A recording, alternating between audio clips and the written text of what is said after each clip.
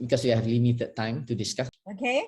Now, basically, you've listened to both speakers who are actually academics and also the leader in an institution in which, you know, they define what is a student success. So if you look, like I said just now, Asia Business School, they have all these programs where they embark with networks and industry. On the other hand, University Malaya, they look at profiling the students beforehand, trying to understand the students. So at the end of the day, when you graduate, you would have a certain skills, you would have that stability. And of course, the issue is that both of them has already mentioned that it is up to the students to be committed. Okay. Now you, as the young ones here, okay, representing the students, right? How do you define student success? And what do you have to say when, you know, it's like putting back the word to the mouth of the students? Hey, look, we have provide you all this platform. You need to grab all that. So how do you see this? And what do you and your fellow friends, what is success to you? If I may get that from you. Thank you very much, respected Moderator Dr. Yazrina. And I believe I want to take this opportunity to give utmost appreciation to organizer as well for giving me this opportunity to be in line with utmost respected experts of my field and the people of whom I seek knowledge and advice. And I believe with a very limited experience and knowledge of mine, allow me to share a little bit of response and a little bit of my thought about our topic of discussion today. And I believe my presence here today more to seek knowledge and advice and response on what the thought of students being that will be shared in our session today from respected panelists and also moderator.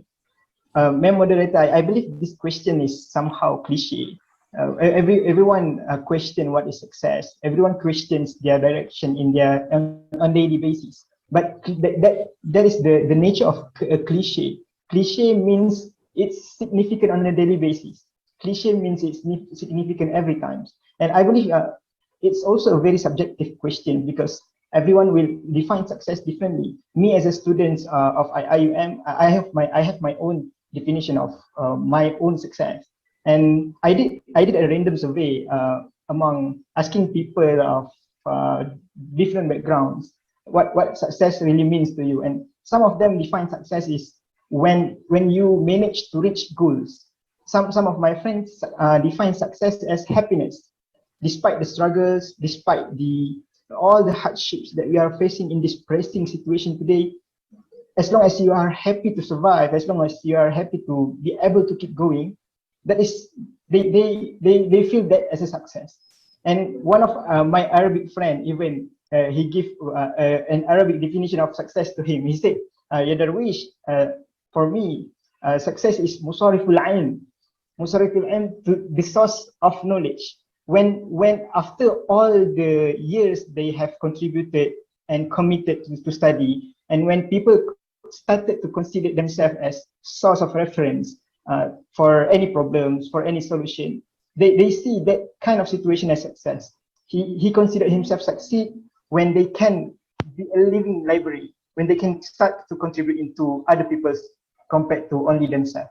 And I believe that's mean different people have different approach on understanding life and even understanding success in nature. But specifically today, I think it's a very good opportunity for me to give my personal view. But before that, allow me to relate it, this discussion into a bigger context a bit before I go back to my opinion specifically on the definition of student success, especially in higher education institution. Yep, please do, Darwish. Yes, Madam, thank you so much. Into a bigger context, success. What I have mentioned in the earlier session, I believe every single souls, every human beings, me, the other panelists, my moderator, the audiences, all of us must understand what success really means to us, and then only can we work our best to the fullest potential in reaching, moving forward in our daily life. And I believe the real success for Muslim is when we achieve Jannah, when we achieve heaven. And that's the nature of success. We never know whether we can achieve it or not. We have no control of it. We have no power to decide, I will enter Jannah. It's not our control. That's why ulama say, academicians say, our respected prophets say, to be in Jannah is not our taklif, it's not our responsibility. Our responsibility, our taklif is to fulfill the qualification of those who qualified for Jannah. That's been doing good deeds, get Allah blessing, relationship with creators, relationship with human, with environment. And from all of this qualification, we can understand that a qualification to be successful, to reach your ultimate goal, it's never work in silo. It's never concern only yourself. My success will never concern only myself, my behalf. And I see this big context of success in human life can be applied to student success in our arena of higher education institution. I see student success not as a mere destination and point of destination, but it's more to a direction of an endless goal, endless journey. To be successful is not imagining about how beautiful our life if we secure our employability. To be successful is not only about imagining about how much we have in our account after we graduated. And I believe to be successful is when our imagination is full of thoughts on how can I work towards a better me, how to fulfill the qualification towards a better version of me, a better version of my community, a better version of world, and that's relate and concern back to the qualification of how we seek our ultimate goal, which is Jannah. And therefore, I believe to be a successful student, it's not only about the academics excellence, but an excellence academic or excellence exams result must be part of the main important element in that endless journey and direction. It's not only also about character build, but to have an excellent personality, to have a very beautiful moral ethic, to be very resilient, to be a very beautiful version of human being must be a very important element that being put into part of that direction. And community engagement can be the only answer for student success in university, but it's a very significant part of it as well. And that's why I believe, because after all, university, or let's say higher education institution, be it private sector, be it government sector, all of higher education institution, this institution should be the factory of nation's human asset. All people in this institution, millions of us, should be part of the main contributor of developing our own self, developing our own people, our nation, and even the world to a better good. And it's not only about quality, it's not only about quantity, it's about both. We need more, we need quality and we need quantity for us to reach our direction in a very, very beautiful manner. And I believe, again, student success is not an endpoint of goal. Instead, it's the direction of an endless journey with full of flagships, with full of elements of direction towards a very, very way forward. And today in IIM, we talk about sejahtera. I think it's quite hard to say that every student here understand what is sejahtera really means. It's very hard. And same goes to success. That's why our direction should be never a thing that can be defined as a destination. Make sure our direction to be as far as we can, our ultimate goals. And I think we talk about sejahtera, that is the kind of thing that we want. And again, it's a direction and endless journey. So to try and error, I think it's okay to have a challenge on understanding our direction, as long as that direction is bringing us towards a better good. And Dr. Hadija mentioned just now about multidisciplinary approach. I believe that kind of thing is also something that people can really understand when we talk verbally without a clear detailed dissection of discussion on what we can do about multidisciplinary approach. But that is very needed in order to ensure our integration of doing things, contribution from our integration of knowledge from despite of different faculties. And Prof. Sabri also lists down about what UM had laid down as strategies to approach the success students in UM. I think we have the plan, we have strategies. Even our Ministry of Education, we have Falsafah Pendidikan since 1996. We have higher education blueprint until 2025, and now we are in 2022. And some of us even might not even understand what we are doing right now. And even students are, how many of the students really aware of that blueprint of higher education? How many stakeholders of higher education institution are not aware of what strategies that we are going to, what direction that we are moving towards to? And I believe we can never get close to it unless every single player in this arena understand and work on it together. And work in silo is not a solution anymore, I believe, especially post-pandemic COVID-19. We need to have this mindset. Working in silo is never a solution. And it's time for all stakeholders of higher education institutions, stop the competition to be the best of your own. Give our best and fullest commitment to work on being better together. I believe in giving access of education, in providing quality education, and also integration. I believe that is my personal view on what student success is, inshallah.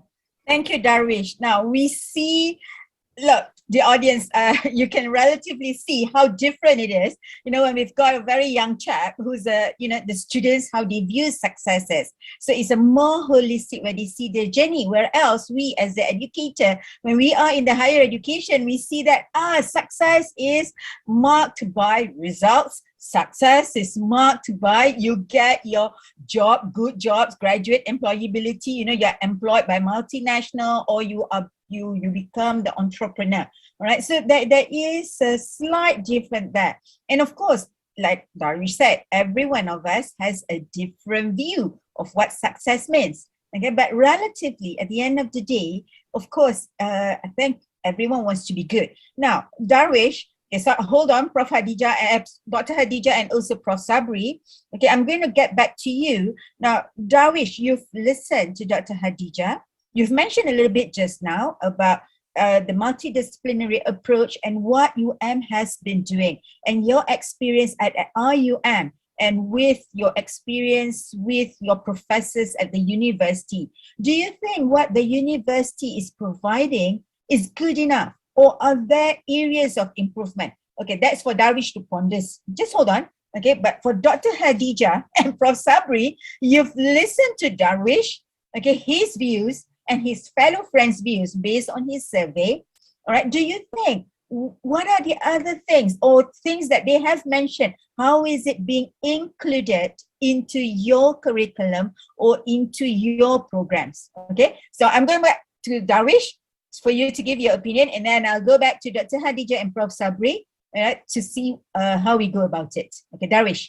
All right, thank you so much, Ma'am Moderator. I believe that's a tough question, tough one, but I appreciate your opinion. Okay, it's your opinion, nothing Inshallah. wrong, because it's good for us to listen.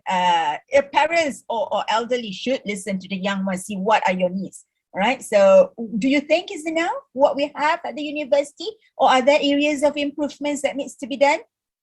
Okay, thank you so much, my moderator, and respected panelists. Allow me to gain my little experience and knowledge about what we have been doing up until today, and I might only discuss more concerning to IUM, because I am here. I feel the execution. I'm part of their operation and coordination, but somehow perhaps I think some experience of mine working with MPPK, working with MPP from different university, we also give some sort of discussion in terms of issues in each universities together. So let me give my opinion into 3 points.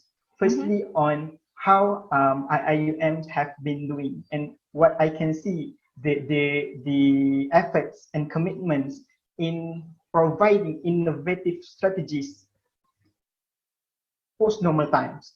Okay, and second one, I think perhaps on the areas that we can give our opinion that might can improve the efficiency of execution. And last but not least, I think perhaps a conclusion a bit from those 2 points. Firstly, on the first point, that how I see IUM as higher educational institution, which is specifically established as international higher education institution that concern not only on local students, but we also concern of I think 30% of our students are among international students coming from different backgrounds. So the approach that I have seen in IUM is very much different in nature from one administration tenureship into one administration tenureship. You understand, right? One, the university administration keep changing, but from the latest one, leaderships, I think, from the Prof. Emeritus Chancellor Dr. Zakiti Abdul Razak, our rector, and also our I think the overall office and higher up of administration in IUM, they had actually provided us with one guideline, which is Sejahtera Academic Framework. Sejahtera Academic Framework, I think that is the part that I've been mentioning in the earlier session, whereby they try to provide strategies and they try to provide a direction on how students can work our best to fulfill every qualification that they have in that Sejahtera Academic Framework. And that is the good thing that I can see about to have a very clear direction of success. And this direction of success that being established by IUM, I think it's somehow different approach from what I can see in different institutions. For example, now we have the subject of Usrah in action, in which when we talk about multidisciplinary, for example, I believe our rector have been mentioning and have been sharing a lot of his knowledge about future of higher education. And perhaps one of the things that I remember he said about multidisciplinary in higher education institution is that we need to ensure this regardless of different kuliah or different faculty. For example, me, I read law. My friends, he study economics, and some majority of us study Islamic revealed knowledge, which is Quran Sunnah, Usuluddin, Usul Fiqh, and etc.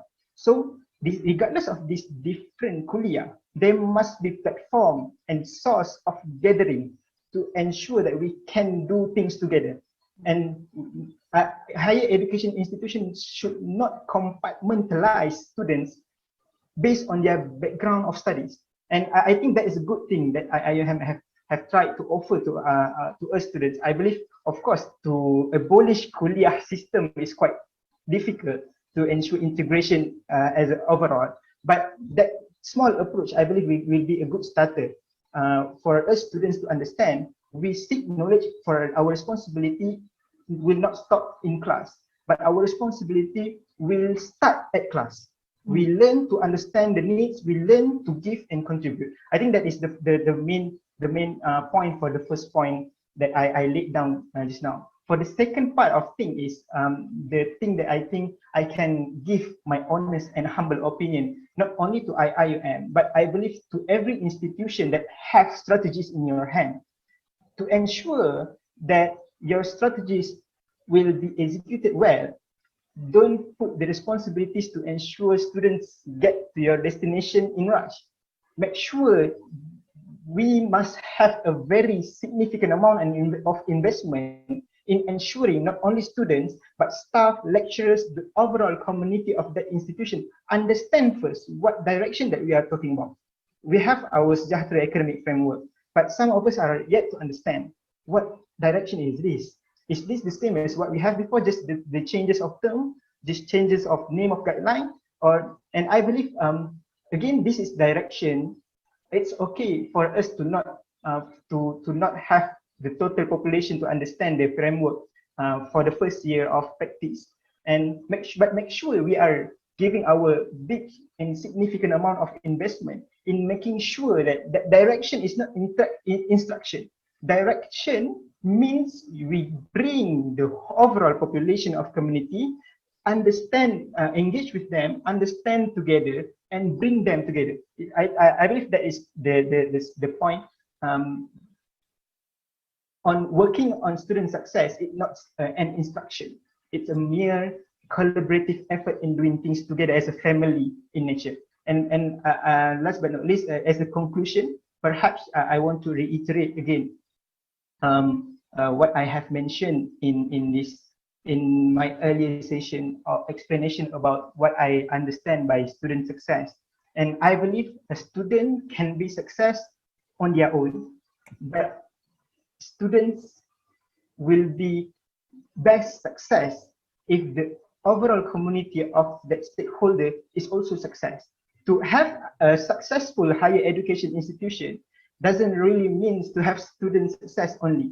We need to have administrative successfulness. We need to have operational administrative staff successfulness and excellence, and even lecturers' ways of teaching and learning successfulness. I believe that will be part of my explanation. I think we are moving towards that direction, but the effort should be more in terms of integration, not only IUM, but the direction towards a better good of our nation should be together, regardless of different universities and different institutions. Thank you.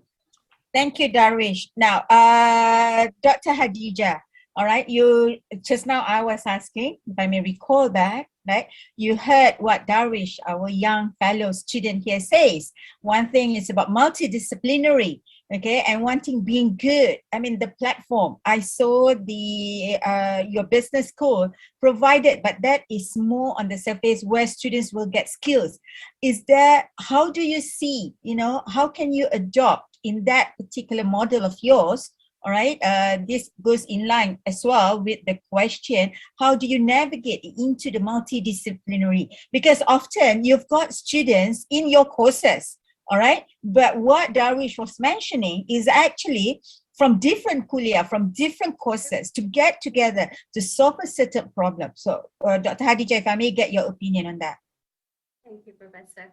I just wanted to applaud Darwish, very high-spirited. I'm actually proud by association. I'm a full product of UIA myself, foundation, bachelor, master, PhD, all from UIA. So I'm very, very, very proud to see a very high-spirited, motivated young man like yourself, very visionary. I hope to see you being one of the leaders of Malaysia one day. Thank you so much for sharing your absolutely wonderful thoughts. Like Professor Yazrina was mentioning, like there could be some sort of diverging thoughts, right? Because we are so much into our creating our vision of academic world, how our students should be. But like you said, Darwish, it can be a little bit instructive and directive. Therefore, what you said that is something that is super, super important is that it shouldn't be in silo. So I believe that even us in ESP, because we're so much performance-based, action-based, we need to rely on other components as well. So we believe that that equation was really, really helpful. In fact, a month ago, I was sitting together with Professor Hamdi, Prof. Sabri, the VC of UM. So we were together in one room speaking about nation building, with the flooding in December as our main concern on how we actually get help, because everyone is an expert in silo. So in that room, we had ASB, we had the high-tech people who was from Aerodynes, who was creating this whole drone system. But then the policies don't allow drones to be flying about to save people, right? So we need academia to support the research and the literature to show that we need this. But then we also need other components who's going to push everything into action. So we got EPU in the room, we got in the room, we got the people representative from the Ministry of Higher Education in the room. So I believe what you mentioned, which is super, super important. People cannot work in silo. Each one of us has our own vision, whether it's our individual vision or our organizational vision. We all have our values. What you mentioned was exceptional when you talk about this self-awareness, never to work in silo, along the way of principle and transformative leadership. So I believe that every single one of us have that, but we have just been so much focused in our own trajectory within our own organization. Therefore, as a representative of ASB and as a multidisciplinary academic myself. My bachelor was in biomedical science from UIA, my master and PhD in history and civilization. I believe that it's super, super valuable to bring different experts together, different knowledge together to solve problems, to co-create ideas and solutions and face all of these challenges. So if I may address the question here, so it says, curious on how to navigate multidisciplinary courses, right? So if I could remind you of the one slide that I was showing, the faces of all the faculty from my school. Yeah, so you have myself, a historian, you have somebody who's an expert in operational management, another one in organizational behavior, we have the guru of marketing, we have the guru of political economy, energy, sustainability, financial risk, as well as a few other ethics, like you say, Darwish. So all of these have to come together. It cannot just be about employability, it cannot just be about commercialization, but also on the principles, on the transformation that the students could do into the nation building as well as into the future of the students. And also, if I could tie back to what Professor Sabri was mentioning of the model that UM poses, because I remember Professor Hamdi mentioned that to me a month ago. You have the psychometric tests. So here in ASB, we also very much appreciate that, because that's a very, very important component. Communication skills, listening, humility, cognitive readiness, all of this that the whole will recognize as soft skill. But we brand in our school, in Asia School of Business, the brainchild of our CEO and our senior associate dean, we brand it as smart skills instead of soft skill, because the word soft and hard have like this contradictory connotation. If you are soft, you cannot be hard. If you are hard, you cannot be soft. But the smart and sharp can come together. So it is one of our branding. So we also appreciate very much on the psychometric tests. And each time we have our students learning about all of these framework tools, which are all very business-like, but at the same time, the values, the cultural appreciation, their smart skills, knowing when to be humble, when to be confident, when to listen, when to speak up, all of these are important. So I thought that to sit together with UM and to understand that another institute and like a very high esteemed institute in Malaysia, the best university, in fact, is doing that. So these collaborations need to come together, because we bring, we have similar values, but in a way, different offerings in that sense, different tools of leading towards the same values. So I just wanted to validate what Darwish, Professor Yazrina, Professor Sabri was mentioning, is that commitment towards converging together and never to work in silo, and to understand that it's beyond the academia world, beyond the academic world. It has to involve everybody else. One, to get expertise. Second, to get exposure, because nothing gets moved if there is no communication, there is no exposure.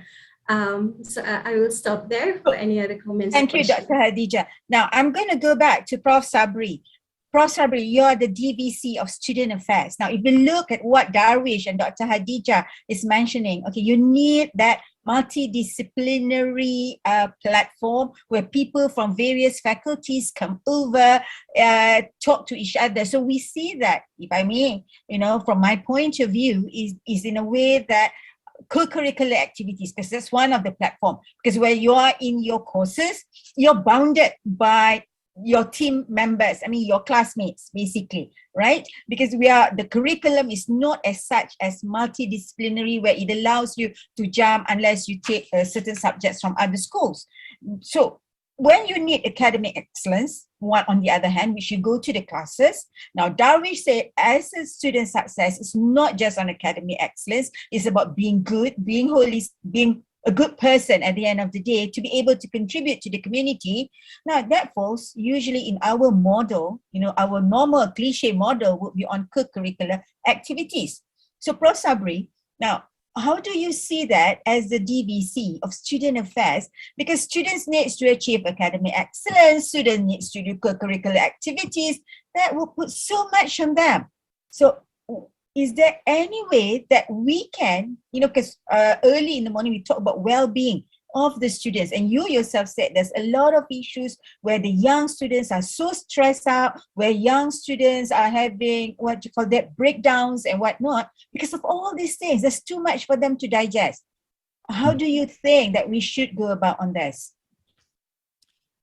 Thank you, Dr. Yazrina.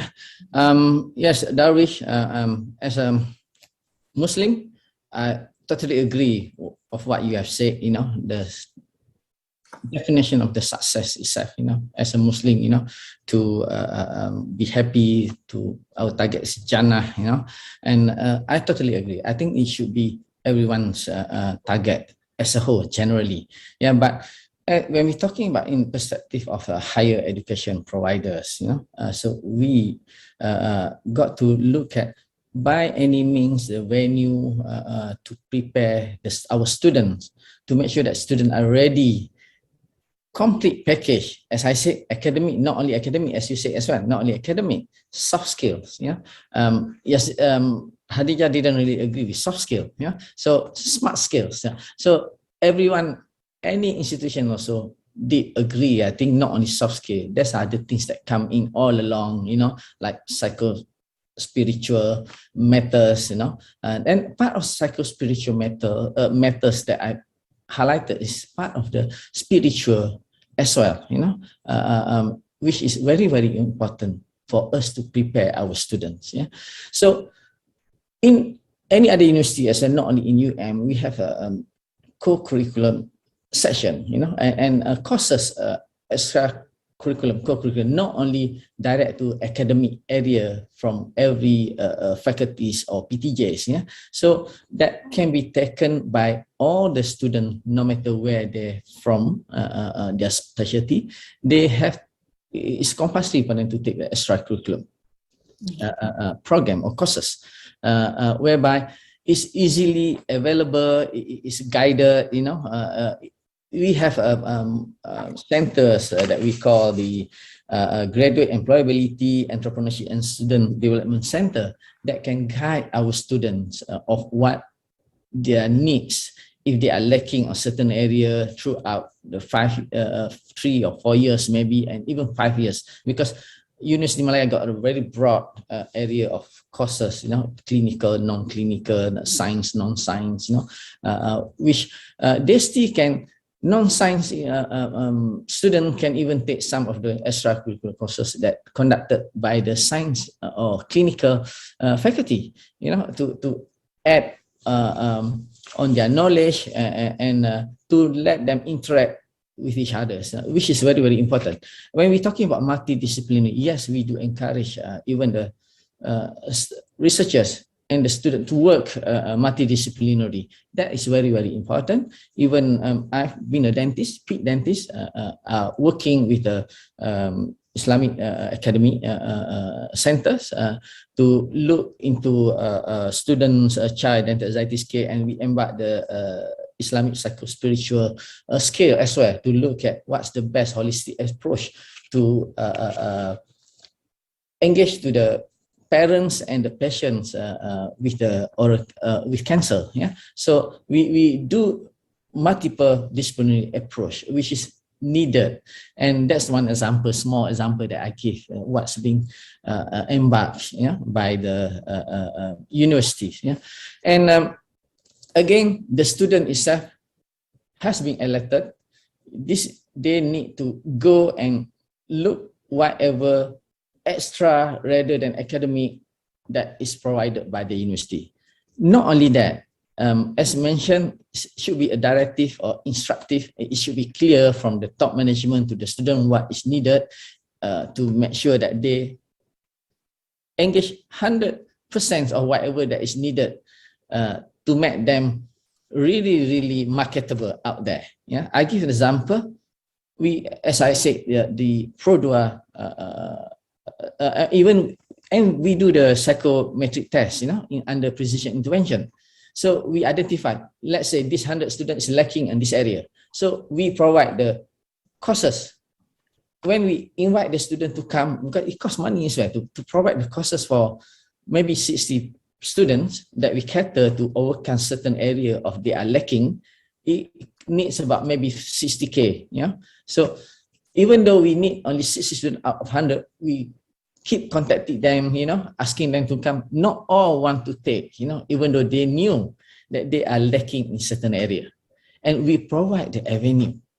And our staff keep hunting, calling each of them, invite them to come. But still, some of them didn't bother to come. But again, it depends on the student themselves as well.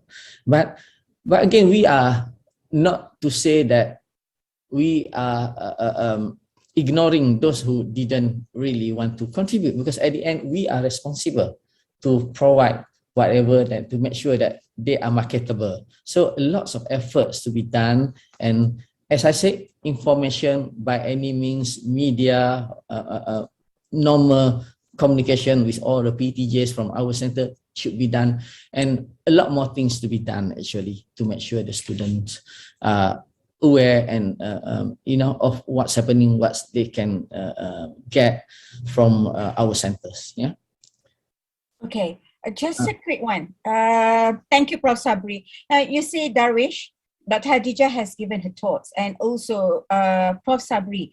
A lot of what I would say platforms have been given. Okay, like Prof. Sabri is mentioning that we already told, we've done our best, but the students are not picking up. All right. On the other hand, the students are saying, no, we do not want to be instructed. There is a mismatch there somehow. All right. But perhaps we don't see it from your window or from your view, because sometimes, even like myself, I have a son who is about your age, probably. Your thinking is different than mine. All right. So how is it that you will be able, because this will be my final question, all right, later, because we've got like about 8 minutes left. All right. But to Darwish first, how do you see if when opportunities are given, all right, whatever that is being done that you think is the university thing is good for the students, but they're not picking up, are they doing it wrong?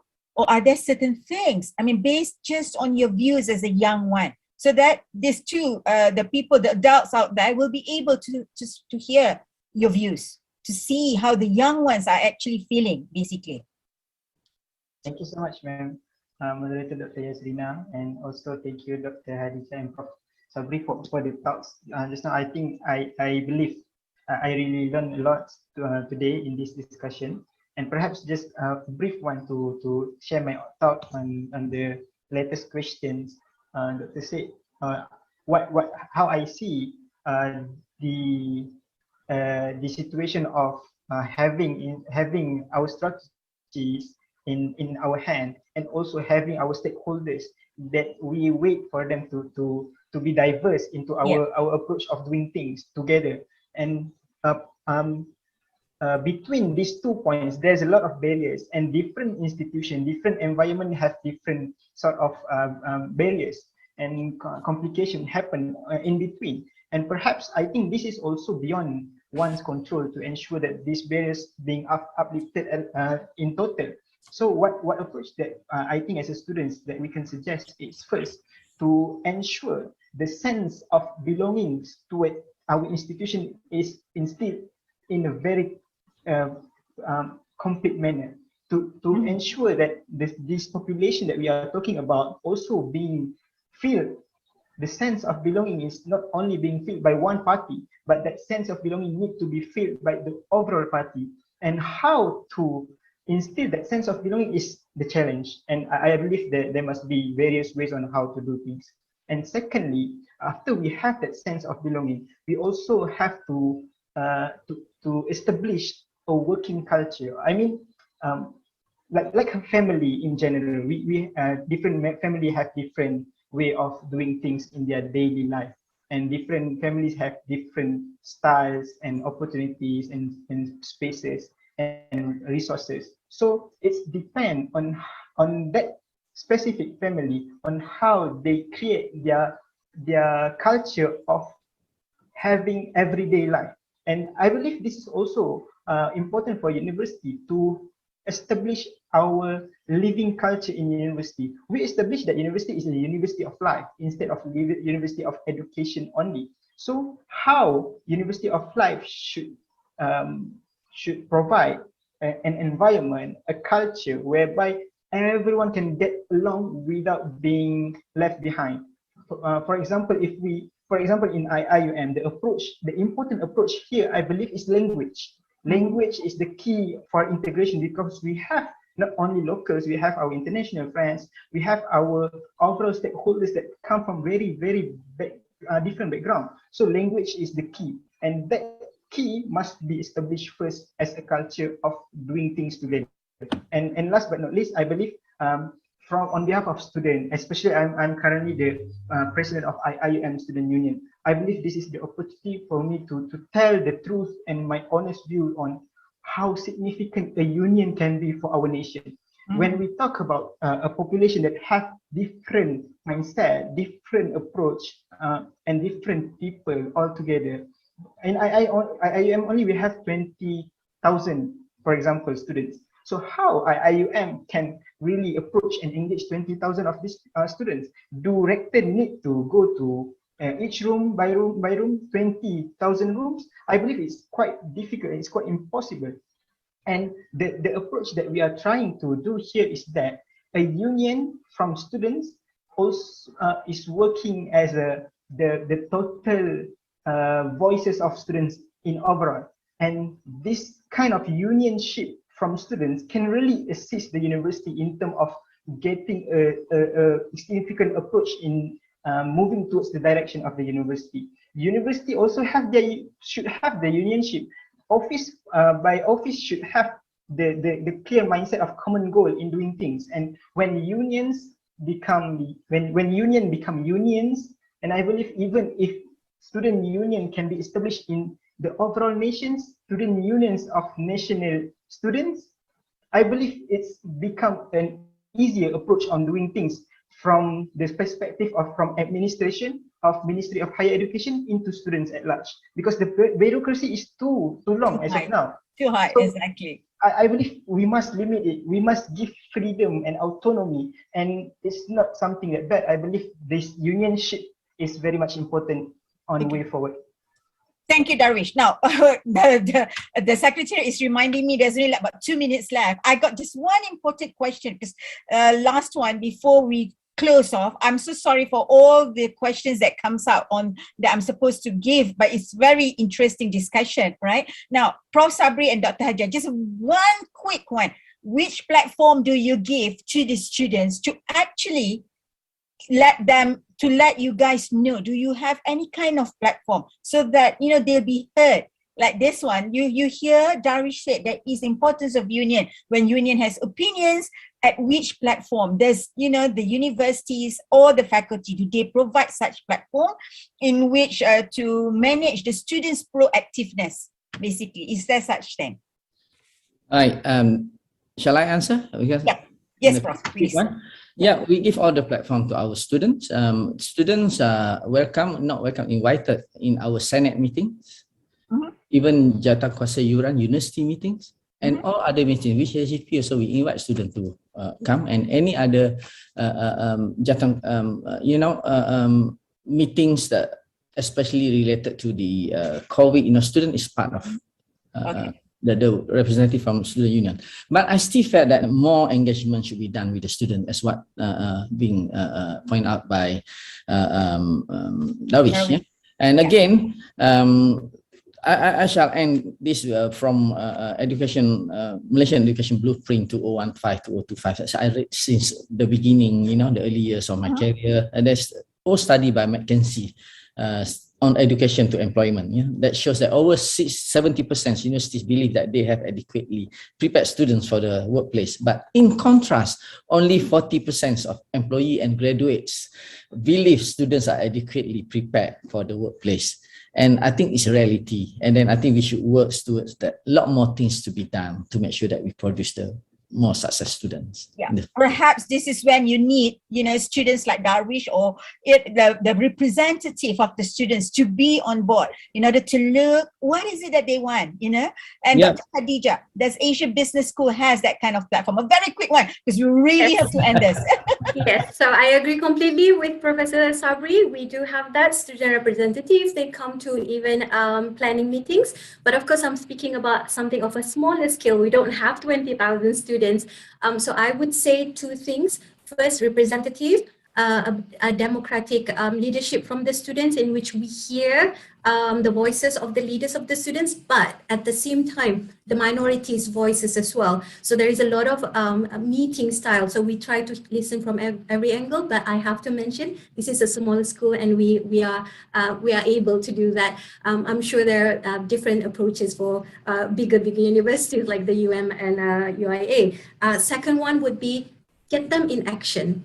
Get them projects, accountability, like Professor Sabri mentioned. We don't get commitment from the students because they're not attached to any currency. So it can be their co-curricular, they can be co-curricular, but they are somewhat given some sort of value or currency or grade, for lack of a better word. Give them that kind of commitment and accountability that they can answer back to us. Then they get into action. Then they are responsible for whatever performance and delivery that they would do. At least that's the model that has been working for us. Thank you, Dr. Hadija. Now, I think the key word here, like Darwish was mentioning, sorry, Darwish, I have to use your word, which is language. The academics have to talk the same language as the students in order to ensure the student success. And of course, the language comes in your communication, it comes in the understanding. So we need to have that common language that is inclusive of not only the local students, but also the international students. So I have to thank you to all my fellow panelists. You guys have been great. All right.